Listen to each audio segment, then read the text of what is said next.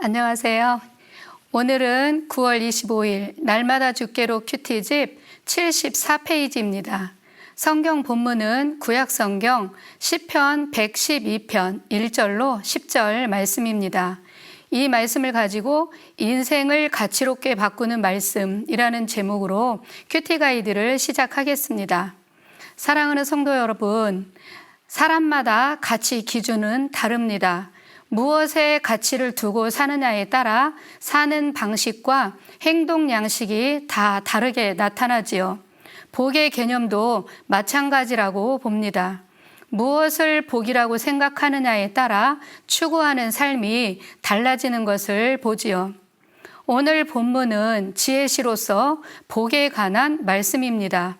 시편 111편 마지막 절인 10절에 보면 여호와를 경외하는 것이 지혜의 근본이라고 정의했습니다.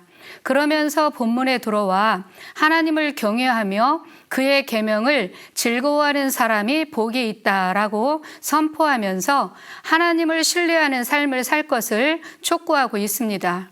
이런 배경을 가지고 내용 관찰로 들어가 보겠습니다. 첫 번째, 어떤 사람에게 복이 있을까요?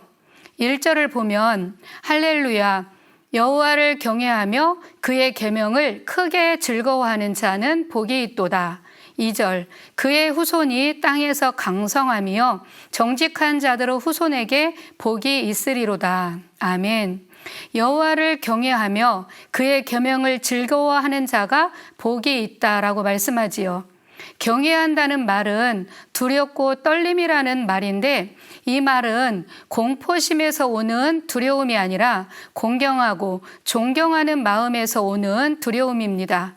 이처럼 하나님을 두렵고 떨림으로 섬기며 그런 마음으로 하나님이 하신 말씀들을 마음에 담아 순종하기를 즐거워하는 자가 복이 있다고 합니다. 그것도 크게 즐거워하는 자라고 말씀하지요. 마지 못해서 하거나 어쩔 수 없이 행하는 것이 아니라 크게 기쁨으로 행하는 자가 복이 있다는 것입니다.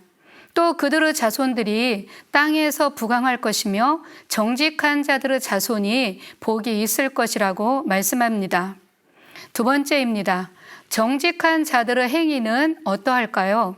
4절을 보면 정직한 자들에게는 흑암 중에 빛이 일어나나니 그는 자비롭고 긍휼이 많으며 의로운 이로다. 아멘.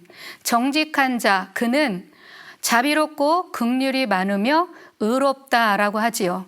자비롭다는 말과 긍휼이 많다는 말은 같은 의미의 말로서 사랑이 많아 따뜻함을 의미합니다. 그런데 의롭다는 말은 공의롭다는 말로 균형이 잡힌 공정하다는 것으로 차가운 느낌이 나는 것을 볼 수 있지요. 이렇게 사랑과 공정함을 동시에 행한다는 것은 우리 인간들에게는 지극히 어렵습니다. 사랑으로 행하고 따뜻하게 행하려는 사람은 좋은 게 좋은 거지 하면서 공정하게 행하지 못할 때가 있습니다. 선이 불분명하여 공정하게 행하기가 어려운 것이지요. 반대로 공의롭게 행하는 사람은 치우치지 않으려다 보니 적당하게 행하는 것을 못 견뎌하고 판단하며 정죄하게 됩니다. 사랑하면서도 공정한, 그리고 공정하면서도 자비로움, 그것은 우리 하나님이시기에 가능합니다. 그래서 하나님을 수식할 때에 인자와 진리가 충만하다라고 하지요. 그러므로 하나님과의 관계 형성이 잘 된 정직한 자들은 하나님의 성품을 닮아 자비롭고 인자하며 의롭게 행하는 것을 알 수 있습니다. 이렇게 하나님을 경외함으로 하나님을 닮은 정직한 자들에게는 흑암 가운데서도 빛이 비친다라고 하지요. 그 빛은 어질고 인자하며 의로운 자에게 비칠 것이라고 말씀합니다. 즉 칠흑같이 어둡고 답답한 일을 당하여도 그런 사람에게는 빛을 비춰주심으로 나아갈 길을 보여주신다는 말씀이기도 합니다. 세 번째입니다. 의인이 흉한 소문에도 두려워하지 않는 이유는 무엇일까요? 6절을 보겠습니다. 그는 영원히 흔들리지 아니함이요 의인은 영원히 기억되리로다.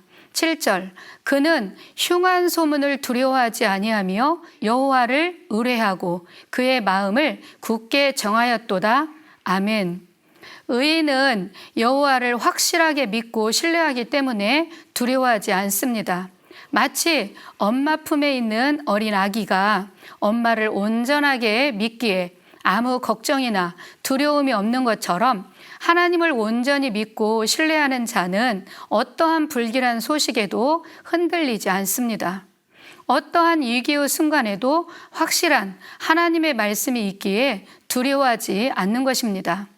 신명기 11장 6절을 보면 너희는 강하고 담대하라. 두려워하지 말라. 그들 앞에서 떨지 말라.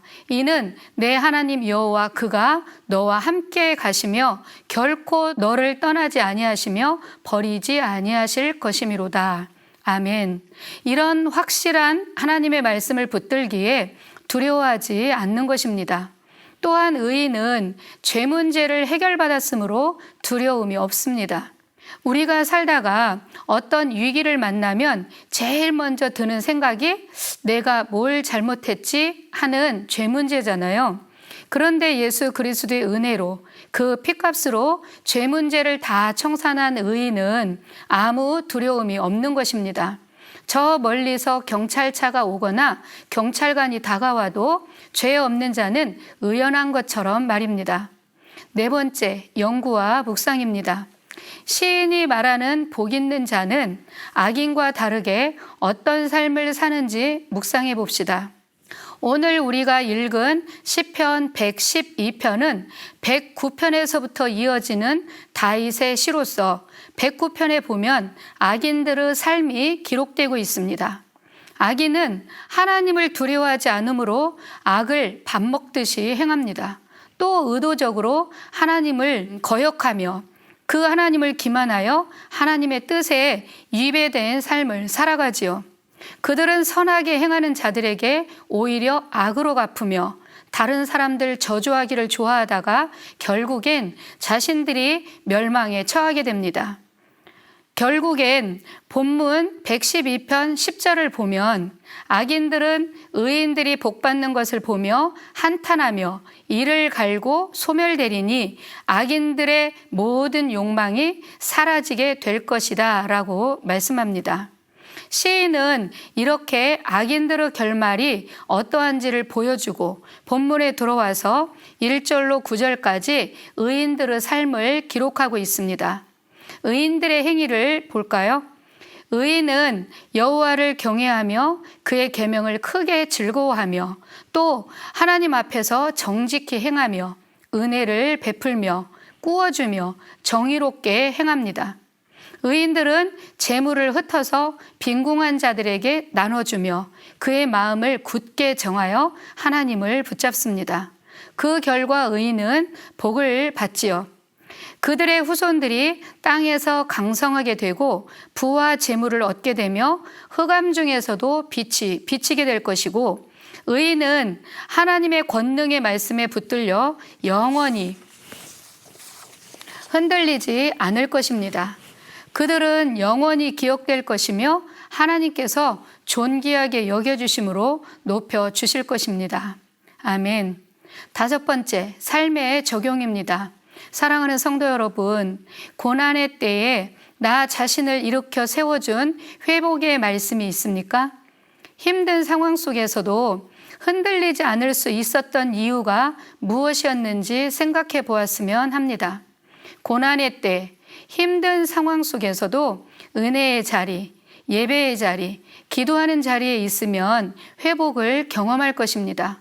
비가 올 때 우산을 쓰든지 아니면 비를 피해 실내로 들어와야 비를 피할 수 있듯이 어려움에 처했을 때 그 어려움 가운데 그냥 머물러 있으면 안 되지요. 반대로 내가 내 힘으로 그 어려움을 해결해 보겠다고 하나님 없이 동분서주하며 뛰어다니는 것도 능사는 아닙니다. 먼저 은혜가 있는 주님께 피하시기 바랍니다. 그리고 힘을 공급받으시기 바랍니다.